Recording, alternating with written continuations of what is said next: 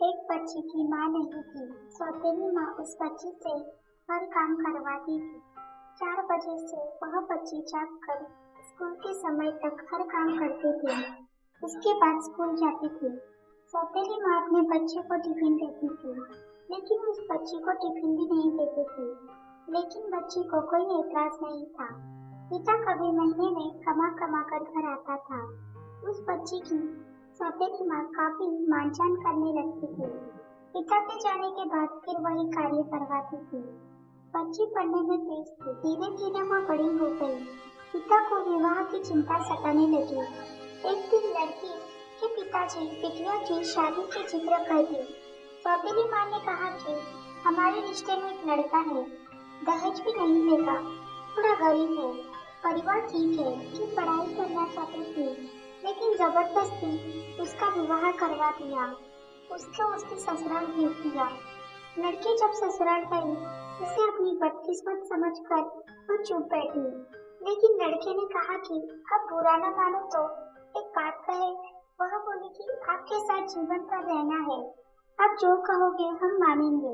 पिता बोला, जहाँ से पढ़ाई छोड़ी है वहीं से आप शुरू कर दीजिए। हम गरीब जरूर है, लेकिन गंवार नहीं है। लड़की अपने पति के पैर पकड़कर रोने लगी। लड़का दिन रात मेहनत करने लगा। लड़की दिन रात पढ़ाई में मग्न रही। लड़की एक बड़े शहर में रहकर आईएएस की तैयारी करने लगी। लड़का कमा कमा कर पैसे देने चला जाता था। लड़की के हॉस्टल के बाहर मिलकर पैसे देता था और बिल्कुल घर वापस आता था। लड़की आईएएस से सिलेक्ट हो गई। वह आईएएस की ट्रेनिंग पर चली गई और किसी दूसरे प्रदेश में डीएम बन गई। लड़का जब लड़की को मिलने वहाँ पहुँचा तो सब तैयारी देख के उसको शर्मिंदगी होने लगी और वह मन में ठान लिया कि हम खुद इनकी जिंदगी से दूर हो जाएंगे।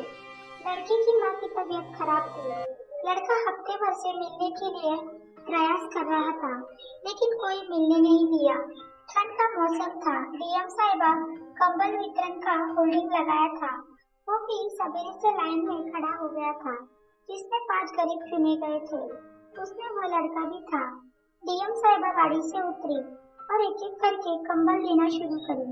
जब 5वें आदमी को कंबल देने की बारी आई, वह लड़का अपना मुंह तौलिया से बांधकर खड़ा हो गया। डीएम साहिबा जैसे ही कंबल हाथ में दी, लड़के की आंखें नम हो गई और धीरे से बोला कि साहब, हमारी माँ की तबीयत खराब है, माँ को यही लाया हूँ, अब सरकारी अस्पताल में फोन कर दीजिए, इससे मेरी माँ की तबीयत सही हो सके। डीएम साहिबा आवाज को पहचान गई और उसके हाथ कांपने लगे और बोली कि आप कब आए, मुझे बताया क्यों नहीं, माँ जी कहाँ है? उसने इशारा किया। इतने में वह खुद चली गई, अपनी गाड़ी में सबको बिठाई, अपने आवास में ले गई। तत्काल सबके लिए ठंडक के कपड़े खरीद कर लाई। लड़का बोला कि आप बहुत ही बड़ी अधिकारी हो गई है। तो वह बोली कि तो क्या हुआ, आप हमारे पति है और ये आपका ही सब कुछ है, हम कैसे भूल जाएंगे आपको। आप मेरे लिए दिन रात मेहनत किए, आपकी देन है कि मैं यहाँ खड़ी हूँ। यह सुनकर लड़के की आंखें नम हो गई।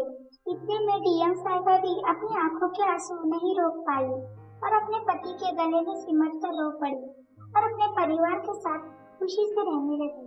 दोस्तों, यह कहानी आपको कैसी लगी कमेंट करके हमें जरूर बताना। कहानी अच्छी लगी हो तो चैनल को जरूर सब्सक्राइब कर दें।